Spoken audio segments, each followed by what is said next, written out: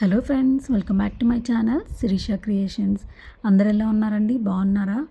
ఈరోజైతే వీకెండ్ వస్తే నేను ప్రెప్స్ ఎలా చేసుకుంటాను, ఏమేమి చేసుకుంటాను అనేది మీకు షేర్ చేయబోతున్నానండి. నేను సింపుల్గా కొన్ని ఐటమ్స్ మాత్రమే నేను చేసుకుంటానండి. ముందుగా అన్నీ మనము వీక్ డేస్లో చేసుకోవాలంటే చాలా ఇబ్బందిగా ఉంటుంది కదా. సో అందుకని కొన్ని స్నాక్స్, కొన్ని ఐటమ్స్ మాత్రం నేను ప్రెప్స్ చేసుకుంటాను. ముందుగా మనము ఓట్స్ కేక్ని ఎలా చేయాలో చూద్దామండి. నేనైతే బటర్ తీసుకున్నాను. ఒక 100 గ్రామ్స్ బటర్ అయితే నేను తీసుకున్నానండి.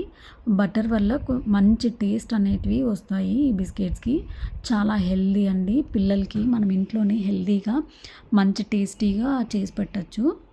ఈ బటర్ని ఇలాగా బాగా ఇట్లా మిక్స్ చేసుకోవాలండి. బటర్ అయితే సాఫ్ట్గా ఇట్లా ఉండాలి. గట్టిగా ఉన్నప్పుడైతే మనం చేసుకోలేము.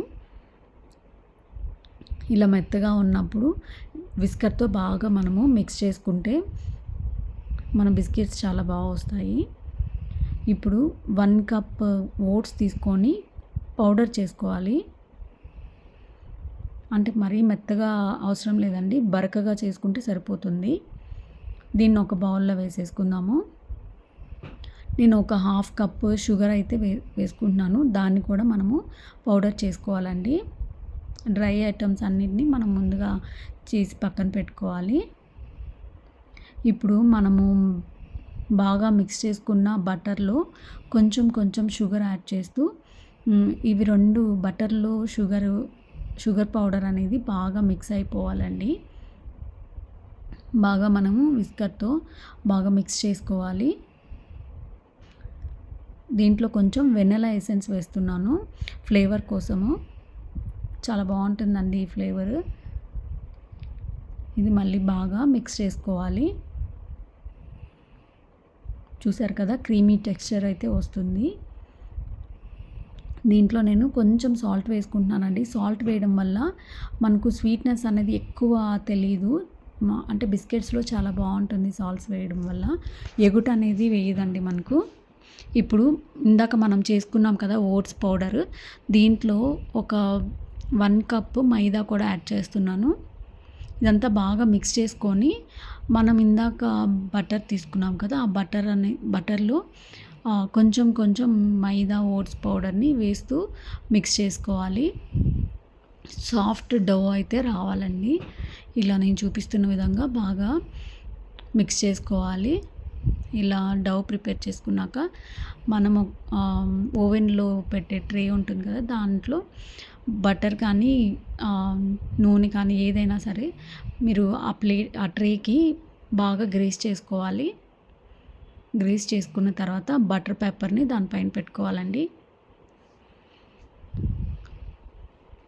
నెక్స్ట్ ఇప్పుడు మనము మిక్స్ చేసి పెట్టుకున్న డౌని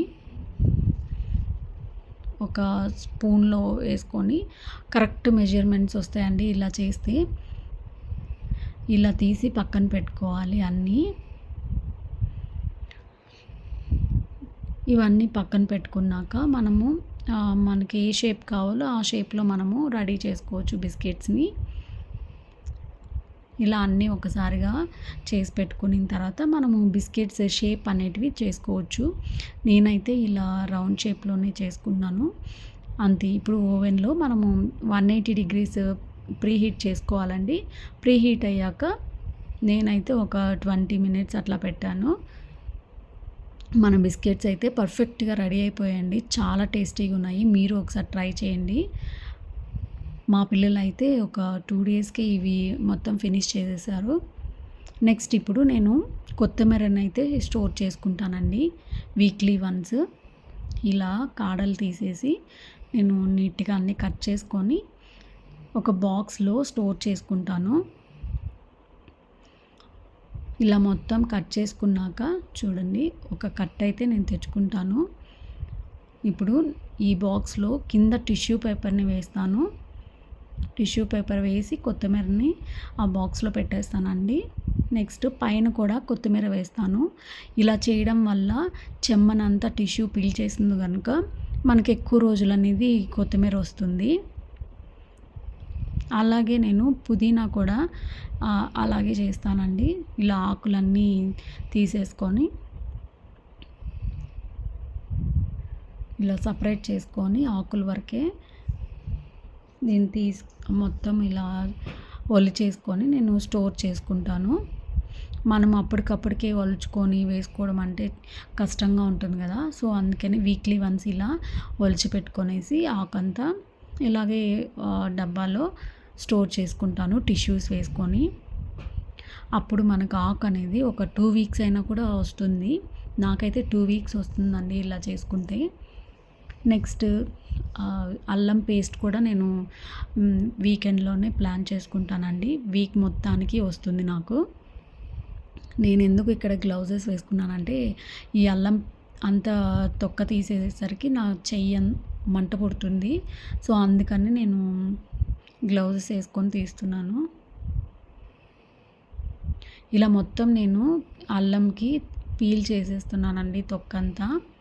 నీట్‌గా పీల్ చేసి నేను పేస్ట్ అయితే చేసుకుంటాను.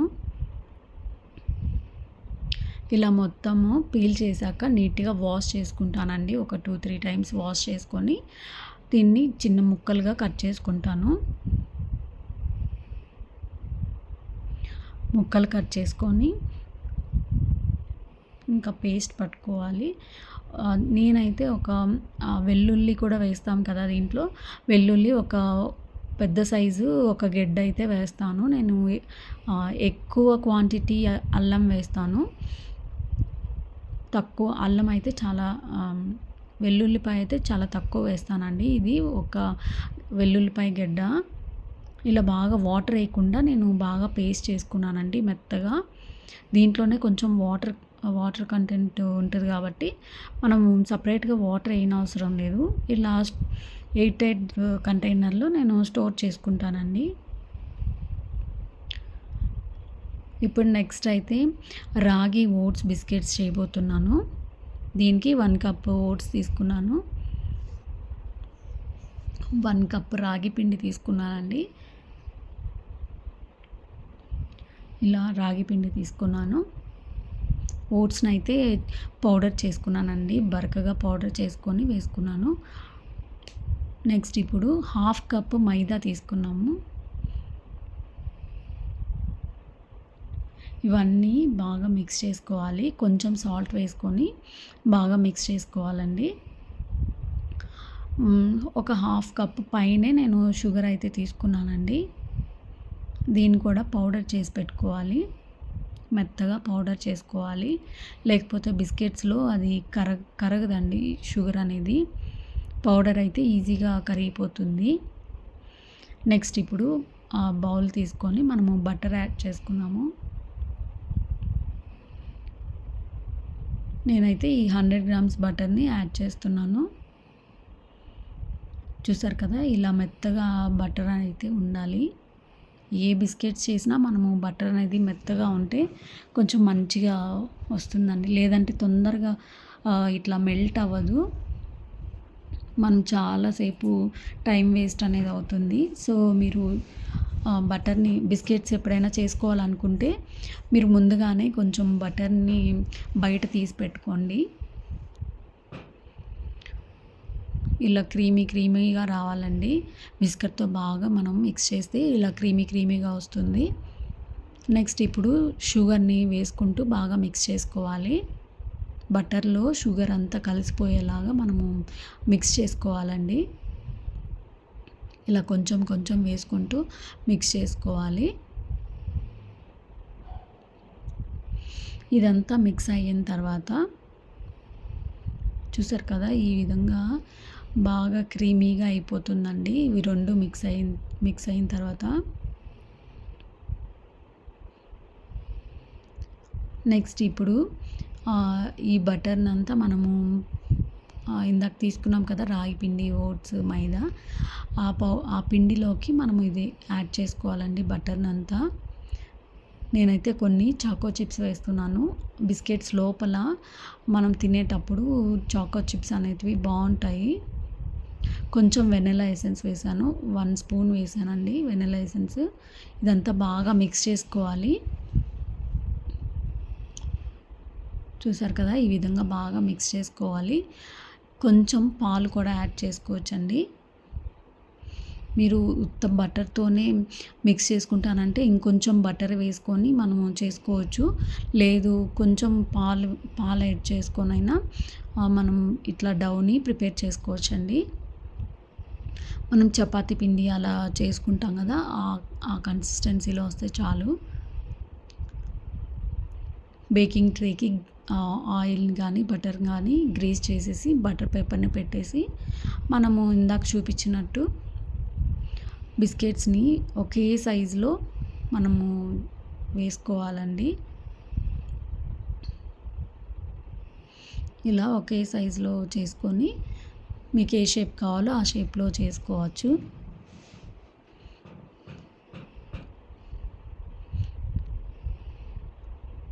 ఇలాగా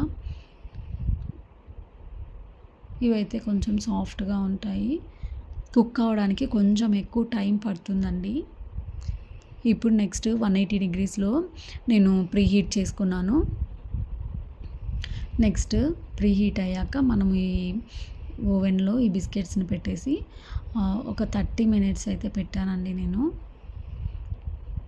కొంచెం టైం తీసుకుంటుంది. మీకు బాగా సాఫ్ట్గా కావాలనుకుంటే ఒక 15 మినిట్స్ పెట్టుకుంటే సరిపోతుంది. నేను కొంచెం అంటే రాగి పిండి ఫ్లేవర్ పచ్చిదనం తెలుస్తుంది కనుక నేను కొంచెం ఎక్కువసేపు కుక్ చేసుకున్నాను, ఆ ఫ్లేవర్ అనేది తెలియకుండా ఉండడానికి. అంతే అండి, మనం బిస్కెట్స్ అయితే రెడీ. నెక్స్ట్ ఇప్పుడు మనము కోకోనట్ లడ్డు చేయబోతున్నాము. నేనైతే బయట నుంచి కోకోనట్ పౌడర్ అనేది నేను తెచ్చుకోలేదు. నేను పచ్చి కొబ్బరినే ఇది మిక్సీకి వేసుకున్నానండి. మిక్సీకి వేసుకొని ఇప్పుడు నెక్స్ట్ ఒక కడాయి పెట్టుకొని ఫ్రై పాన్ పెట్టుకొని హీట్ చేసుకున్నాను. దాంట్లో కొంచెం గీ వేసుకున్నానండి. గీ వేసి మనం ఇందాక మిక్సీ పట్టుకున్న కొబ్బరి తురుము అంతటిని ఫ్రై చేసుకోవాలండి. గీలో ఫ్రై చేసుకోవాలి. పచ్చివాసన అనేది పోయేంత వరకు సిమ్లో పెట్టుకొని ఫ్రై చేసుకోవాలి. లేదంటే అడుగు పట్టేస్తుందండి, మాడిపోతుంది. సిమ్లో పెట్టుకొని తిప్పుతూనే ఉండాలి. ఇదంతా పచ్చివాసన అంతా పోయాక షుగర్ పౌడర్ అనేది వేసుకోవాలి. కొబ్బరి ఒక 2 కప్స్ వేసుకున్నాను. షుగర్ అయితే నేను ఒక 1/2 కప్ వేసుకున్నానండి. పౌడర్ చేసుకొని వేసుకున్నాను. నెక్స్ట్ ఇప్పుడు కొంచెం పాలు వేసుకున్నానండి. మనకు ఉండకి రావాలి కదా, సో అందుకని పాలు వేసుకున్నాను. పాలు వేసుకున్నాక కొంచెం ఇలాచీ పౌడర్ కూడా వేసుకున్నాను. వేసుకొని బాగా ఇదంతా ఫ్రై అవ్వాలి.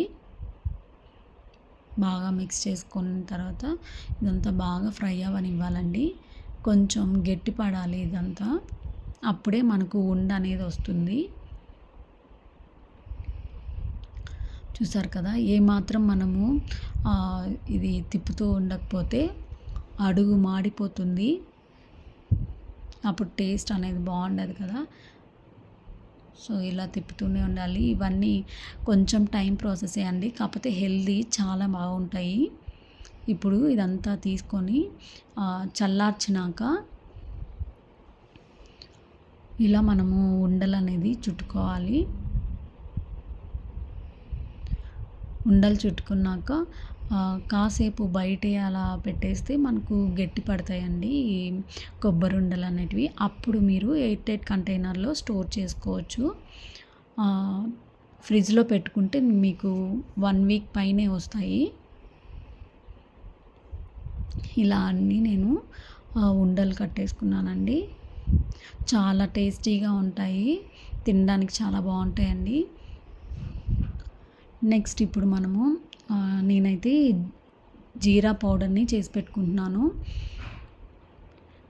మేము మార్నింగ్ జీరా వాటర్ అనేది తాగుతాము, సో అందుకోసము నేను జీరా పౌడర్ని రెడీ చేసుకుంటున్నానండి. ఇలా పౌడర్ చేసుకునేసి జీరాని మిక్సీలో వేసి పౌడర్ చేసుకునేసి కొంచెం చల్లారాక మనము కంటైనర్లో మనం స్టోర్ చేసుకోవాలి. వేడి మీద వేసేస్తే అది తొందరగా పాడైపోతుంది, బూజు పట్టడము అలాంటివి అవుతాయి. సో ఆరిన తర్వాతే మనము స్టోర్ చేసుకోవాలండి. నేను ఇలా అయితే ఎయిర్‌టైట్ కంటైనర్‌లో స్టోర్ చేసుకున్నాను. నెక్స్ట్ ఇప్పుడు అటుకులు మిక్స్చర్ చేద్దాము.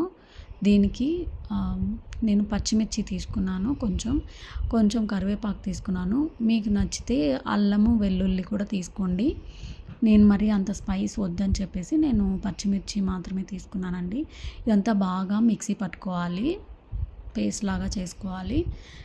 నెక్స్ట్ ఇప్పుడు ఒక కడాయి పెట్టుకొని హీట్ చేసుకోవాలండి. ఈలోగా అటుకుల్ని మనకి ఎన్ని కావాలో అన్ని ఈ విధంగా ఒక జల్లెల్లో వేసి జల్లించుకోవాలండి. ఆ పౌడర్ అనేదంతా సపరేట్ అయిపోతుంది. నెక్స్ట్ ఈ అటుకుల్ని వేసి బాగా ప్యాన్లో వేసి ఫ్రై చేసుకోవాలి. ఈ ఫ్రై చేసుకున్నప్పుడు బాగా మెత్తగా ఉండే అటుకులు బాగా గట్టి పడతాయండి. క్రిస్పీగా బాగుంటాయి. ఇవన్నీ బాగా ఫ్రై చేసుకొని పక్కకు తీసి పెట్టుకోవాలి. అదే కడాయిలో కొంచెం ఆయిల్ వేసుకోవాలి. ఆయిల్ వేసుకొని వేరుశనగ పప్పుని వేయించుకోవాలండి.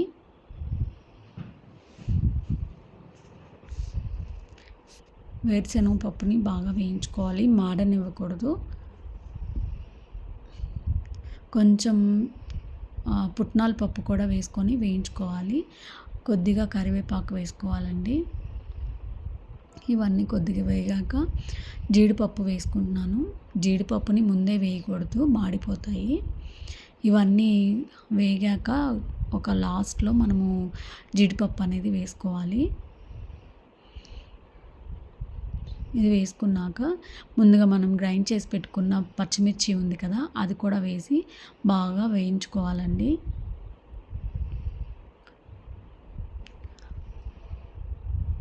ఒక 2 మినిట్స్ అట్లా వేయించుకుంటే సరిపోతుంది. నెక్స్ట్ ఇప్పుడు మనము సాల్ట్ వేసుకుందాము. దీనికి సరిపడా సాల్ట్ వేసుకోవాలి. నెక్స్ట్ కొంచెం పసుపు వేసుకోవాలండి. బాగా మిక్స్ చేసుకోవాలి. ఇవన్నీ వేసుకొని కొంచెం మిర్చి పౌడర్ కూడా వేసుకోవాలి.